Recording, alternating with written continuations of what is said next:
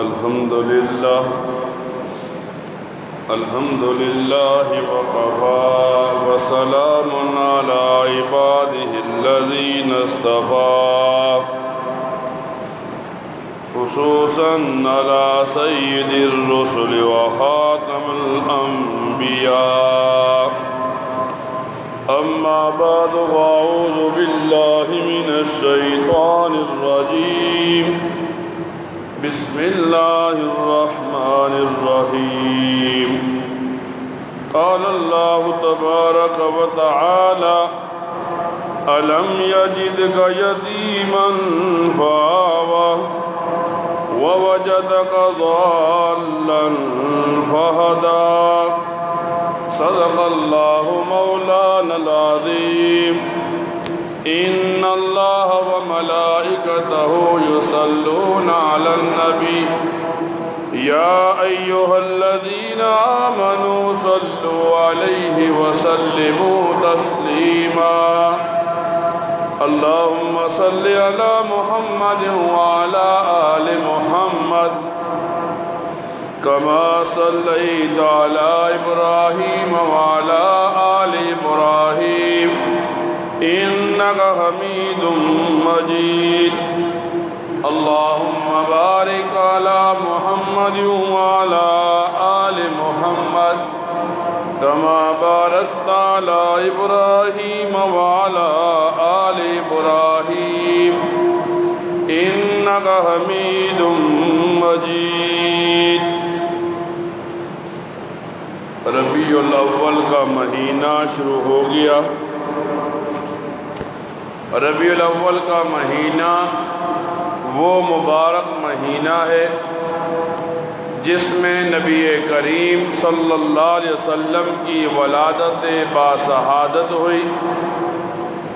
پھر اسی ربیع الاول کے مہینے کے اندر نبی کریم صلی اللہ علیہ وسلم کی وفات و رحلت ہوئی۔ تو جب بھی یہ ربیع الاول کا مہینہ شروع ہوتا ہے تو ہر مسلمان جو نبی کریم صلی اللہ علیہ وسلم کا امتی ہے اپنی محبت نبی علیہ السلام کے ساتھ زیادہ سے زیادہ بتلانے کی بنانے کی کوشش کرتا ہے۔ آج ایک آدمی اپنے آپ کو مسلمان سمجھتا ہے، مسلمان کہتا ہے، تو یہ صرف نبی علیہ السلام کی ذات کی وجہ سے ہے۔ کل جب ایک مسلمان جنت میں جانے کے لیے تیار کھڑا ہونا چاہتا ہے، جنت کی سفارش کروانا چاہتا ہے، تو یہ بات بھی نبی علیہ السلام کی ذات کے ساتھ خاص ہے۔ تو جب بھی ربیع الاول کا مہینہ شروع ہوتا ہے، ربیع الاول کے مہینے میں مسلمان آقا نامدار نبی کریم صلی اللہ علیہ وسلم پر بار بار درود پڑھتے ہیں۔ جس بندے کو جتنی زیادہ محبت ہوتی ہے وہ اتنا ہی زیادہ درود پڑھتا ہے، اتنی ہی زیادہ نبی علیہ السلام کا تذکرہ کرتا ہے۔ مورخین کتابوں میں یوں لکھتے ہیں کہ نبی کریم صلی اللہ علیہ وسلم یوں فرماتے ہیں، میرے رب نے مجھے بھیجنے کا فیصلہ فرمایا تو میرے اسلاف و انساب دونوں کو پاکیزہ کر دیا، یعنی نبی علیہ السلام کے والد حضرت عبداللہ سے لے کر ساری امت کے والد آدم علیہ السلام تک کے جتنے والدین تھے پورے نسب کو پاک کر دیا، اور نبی علیہ السلام کی والدہ حضرت آمنہ سے لے کر ساری امت کی ماں حضرت حوا تک کے نسب کو پاک کر دیا۔ یعنی نبی علیہ السلام کی ذات کو جب امت کے سامنے رکھا جاتا ہے تو آپ میں ہر قسم کی بلندی ہی نظر آتی ہے، آپ میں ہر قسم کی پاکیزگی اور عظمت ہی نظر آتی ہے۔ ہم مسلمان ہیں، مسلمان کے لیے پوری زندگی میں ایک مرتبہ نبی علیہ السلام پر درود پڑھنا واجب ہے۔ یعنی جب ایک آدمی دنیا میں آیا، دنیا سے جا رہا ہے اور اپنے آپ کو مسلمان کہتا ہے، تو یہ سارا جتنا کردار ہے نبی علیہ السلام کی ذات کے ساتھ خاص ہے۔ سیرت کی کتابوں میں یوں آتا ہے، نبی کریم صلی اللہ علیہ وسلم کے والد حضرت عبداللہ سے ایک بادشاہ کی بیٹی شادی کرنا چاہتی تھی، لیکن چونکہ اللہ تعالی نے نبی علیہ السلام کو پیدا کرنا تھا تو اللہ تعالی نے حضرت آمنہ کا نکاح حضرت عبداللہ سے کر دیا۔ اب جب نبی علیہ السلام کے والدین کی شادی ہو گئی تو ابھی نبی علیہ السلام ماں کی پیٹ میں ہیں کہ آپ کے والد وفات پا جاتے ہیں۔ تم سیرت لکھنے والے یوں لکھتے ہیں، نبی علیہ السلام کی والدہ بکریوں کو چرانے کے لیے چراگاہ میں لے جاتی تھی، بکریاں آگے ہوتی تھی، آپ کی والدہ پیچھے ہوتی تھی۔ پھر جب نبی علیہ السلام حضرت آمنہ کے پیٹ میں آئے تو یوں ارشاد فرماتے ہیں، ایک دن صبح کے وقت حضرت آمنہ پیچھے ہیں، بکریاں آگے ہیں، وہ بکریوں کو مارتی ہیں لیکن بکریاں نہیں چلتی۔ اسی اثنا میں وہ آگے ہو گئی، بکریاں پیچھے ہو گئیں۔ اب حضرت آمنہ فرماتی ہیں، میں جس طرف جاتی بکریاں سر نیچے کر کے میرے پیچھے چلتی پڑتی۔ تو وہ فرماتی ہیں میں بڑی حیران رہتی، کل تک یہ بکریاں سیدھی راہ پر نہیں چلتی تھی، میں مارتی تھی، آج کیا معاملہ ہوا کہ یہ بکریاں خود بخود میرے پیچھے چل رہی ہیں؟ حضرت آمنہ فرماتی ہیں، جب نبی کریم صلی اللہ علیہ وسلم میرے پیٹ میں آ گئے، اب فرماتی ہیں میں بکریاں چرانے کے لیے گھر سے نکلتی، جیسے ہی دھوپ زیادہ ہوتی، دھوپ کی تپش ہوتی، دھوپ تکلیف دینے والی ہوتی، تو ایک بادل کا ٹکڑا آتا اور آ کر میرے اوپر سایہ کر لیتا۔ حضرت آمنہ فرماتی ہیں میں بڑی حیران رہتی کہ میرے ساتھ کیا معاملہ چل رہا ہے۔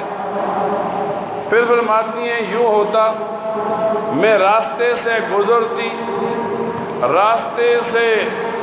راستے میں جو پتھر پڑے ہوئے ہوتے ان سے آواز آتی، میں دیواروں کے پاس سے گزرتی، دیواروں سے آواز آتی، میں درخت کے پاس سے گزرتی، درخت سے آواز آتی، میں پہاڑ کے قریب جاتی تو پہاڑوں سے آواز آتی۔ وہ پوچھتی ہے، میں نے ایک عالم سے پوچھا اس وقت کہ یہ کیا معاملہ ہے، تو وہ عالم کہنے لگا یہ ساری چیزیں آپ کو سلام پیش کرتی ہیں۔ تو حضرت آمنہ فرماتی ہیں تب میرے دل و دماغ میں یہ بات بٹھا دی گئی، یہ سارے کمال جتنی نعمتیں ہیں یہ اس شخص کے لیے ہے جو تیرے پیٹ میں ہے۔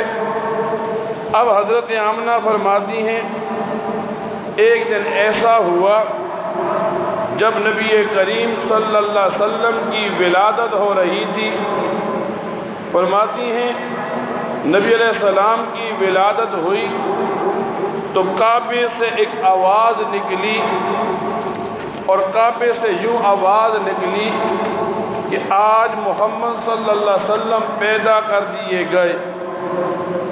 فرماتی ہیں حضرت آمنہ کے ساتھ ایک دائیہ ہیں، ام ایمن ہیں، وہ فرماتی ہیں جب نبی علیہ السلام پیدا ہوئے میں نے نبی علیہ السلام کو غسل دیا، نہلایا، تو ایک آواز بلند ہوئی، ولد رسولا طاہرا و مطہرا، آج وہ رسول پیدا ہوا جو پاک بھی ہے اور پاک کرنے والا بھی ہے۔ اب آج ایک امتی نبی علیہ السلام کی زندگی کو پڑھتا ہے، اسے بتایا جاتا ہے نبی علیہ السلام کی پیدائش کیسے ہوئی۔ حضرت آمنہ فرماتی ہیں جب نبی کریم صلی اللہ علیہ وسلم پیدا ہوئے، پیدا ہونے کی چند گھڑیوں کے بعد میں نے سوچا میں دیکھوں جو بچہ پیدا ہوا ہے وہ کیسا ہے۔ تو نبی علیہ السلام کی والدہ فرماتی ہیں میں جب اٹھ کر بیٹھی تو دیکھا ابھی چند سیکنڈ کا بچہ ہے اور وہ سجدے میں پڑا ہے۔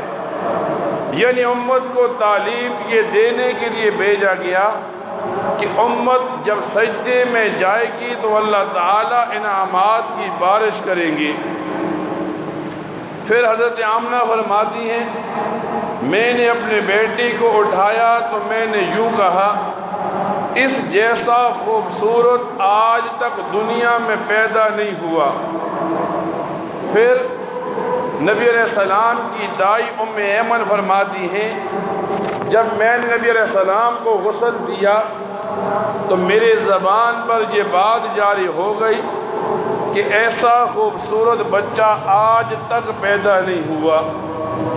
یہاں تک نہیں، فرماتی ہیں نبی علیہ السلام کو جو بھی دیکھتا اس کی زبان پر یہ بات آ جاتی ایسا بچہ آج تک پیدا نہیں ہوا۔ یہاں تک کہ آسمان کے فرشتے جب نبی علیہ السلام کا دیدار کرتے ہیں تو ہر فرشتہ کہتا ہے ایسا خوبصورت بچہ آج تک پیدا نہیں ہوا۔ اب جب ساری دنیا یہ کہنے لگی تو اللہ تعالیٰ فرمانے لگے میں نے آج تک اتنا خوبصورت بچہ پیدا ہی نہیں کیا۔ اب ایک آدمی نبی علیہ السلام کے ساتھ محبت کو زیادہ کرنا چاہتا ہے تو اسے بتایا جاتا ہے بار بار نبی علیہ السلام کا تذکرہ کرے۔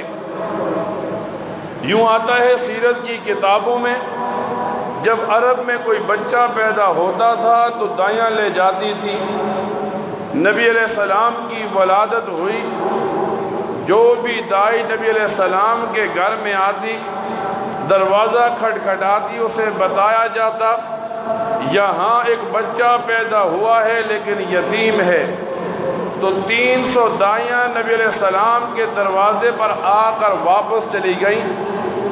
اب سب سے آخر میں حضرت حلیمہ نبی علیہ السلام کے لیے آتی ہے۔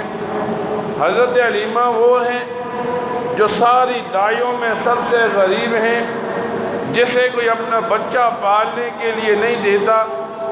جب وہ دائیوں کے ساتھ آ رہی ہے تو اس کی سواری لاغر ہے، کمزور ہے، سب سے پیچھے آ رہی ہے۔ لیکن جیسے ہی نبی علیہ السلام حضرت حلیمہ کے پاس گئے، سیرت لکھنے والا یوں لکھتا ہے حضرت حلیمہ کی سواری دوڑ پڑی اور سب سے آگے ہو گئی۔ اب دائیاں پوچھتی ہیں کیا تو نے سواری تبدیل کر لی؟ تو حضرت حلیمہ فرماتی ہیں نہیں، سواری تو وہی ہے، سوار تبدیل کر لیا۔ یعنی نبی علیہ السلام کا آنا تھا، نعمتوں کا نزول شروع ہو گیا۔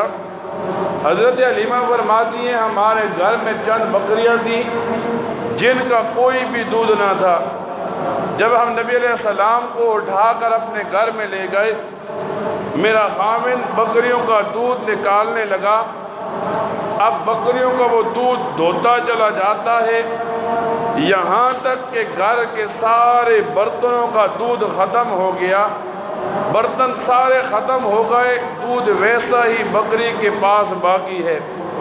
تو حضرت حلیمہ فرماتی ہیں ہم سوچنے لگے یہ ساری نعمتیں اس بچے کی وجہ سے ہیں جسے ہم لائے ہیں۔ اب جب ایک آدمی نبی علیہ السلام کی زندگی پڑھتا ہے تو قرآن کریم اس کی رہنمائی کرتا ہے الم یجدک یتیما فآویٰ، کہ ہم نے آپ کو یتیم پیدا کیا پھر ہم نے آپ کو ٹھکانہ دیا۔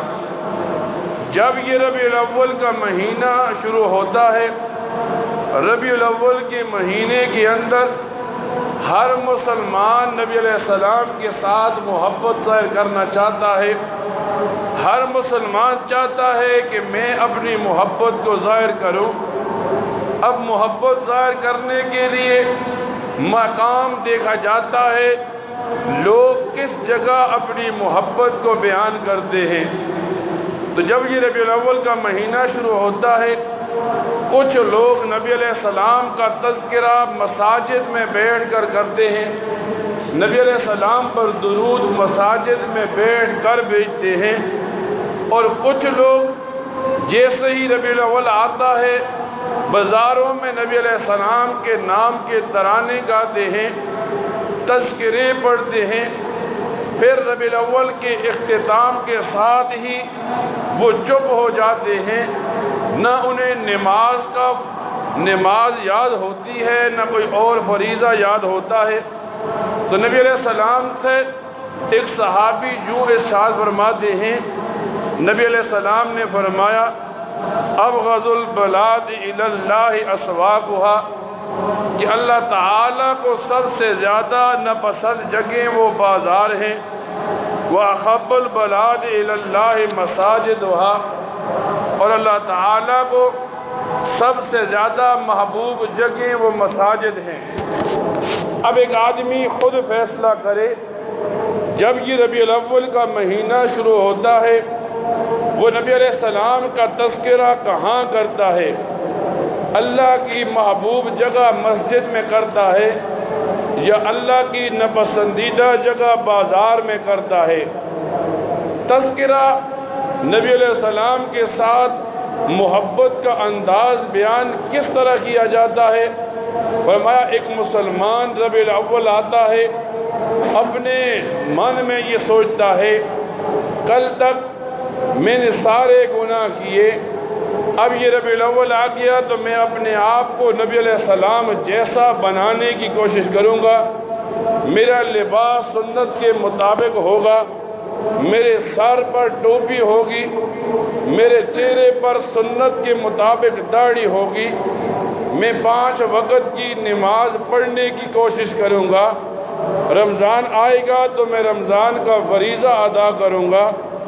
اب ربیع الاول کا مہینہ نبی علیہ السلام کی ولادت و وفات کا مہینہ ان باتوں کی یاد دہانی کے لیے آتا ہے، لیکن اس کے مقابلے میں لوگ نبی علیہ السلام پر درود تو نہیں بھیجتے، اپنا حلیہ تو نبی علیہ السلام جیسا نہیں بناتے، ایک مسلمان جیسا دکھے وہ اس طرح بننے کی کوشش نہیں کرتے، جھوٹے عشق کے دعوے کرتے ہیں، گلیوں بازاروں میں جھوٹ سے تذکرہ کر کے جیسے ہی 12 ربیع الاول ختم ہوتا ہے لوگوں کا عشق بھی سال کے لیے بند ہو جاتا ہے۔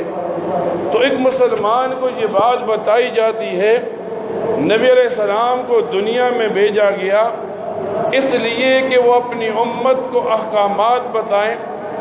آج امت ان احکامات کو مانتی ہے، نماز پڑھتی ہے، قرآن پڑھتی ہے، رمضان آتا ہے روزے رکھتی ہے، یہ امت مالدار ہے، زکوٰۃ دیتی ہے، یہ نبی علیہ السلام نے طریقے بتائے ہیں۔ ایک آدمی کو نماز کا غم نہیں ہے، دن میں 5 نمازیں ضائع ہوتی ہیں خیر ہے، لیکن ربیع الاول آیا ہے اب وہ گلیوں میں دوڑتا ہے، خوشیاں مناتا ہے کہ میرے نبی کی پیدائش کا مہینہ شروع ہو گیا۔ تو اس کی مثال ان لوگوں جیسی بن جاتی ہے جن لوگوں نے حضرت حسین کو شہید کیا، پھر جیسا ہی محرم کا مہینہ آتا ہے وہ اپنے آپ کو مارتے ہیں، پیٹتے ہیں، اور یہ غم یوں ظاہر کرتے ہیں کہ ہمیں حضرت حسین کا غم ہے، حالانکہ ان لوگوں نے ہی تو حضرت حسین کو شہید کیا تھا۔ تو ایک مسلمان ہونے کے ناطے ہمارا یہ حق بنتا ہے جیسا ہی ربیع الاول کا مہینہ شروع ہو ہم نبی علیہ السلام کا تذکرہ زیادہ سے زیادہ کریں، اور سب سے زیادہ ہم درود شریف کی کثرت کریں۔ جو بندہ جتنا زیادہ نبی علیہ السلام پر درود پڑھتا ہے گویا اسے اتنا ہی نبی علیہ السلام کے ساتھ محبت بڑھ جاتی ہے۔ اللہ تعالیٰ سے دعا کیا کریں اللہ تعالیٰ ان باتوں کو سننے کے بعد ان پر عمل کرنے کی توفیق عطا فرمائے۔ وآخر دعوانا ان الحمد للہ رب العالمین۔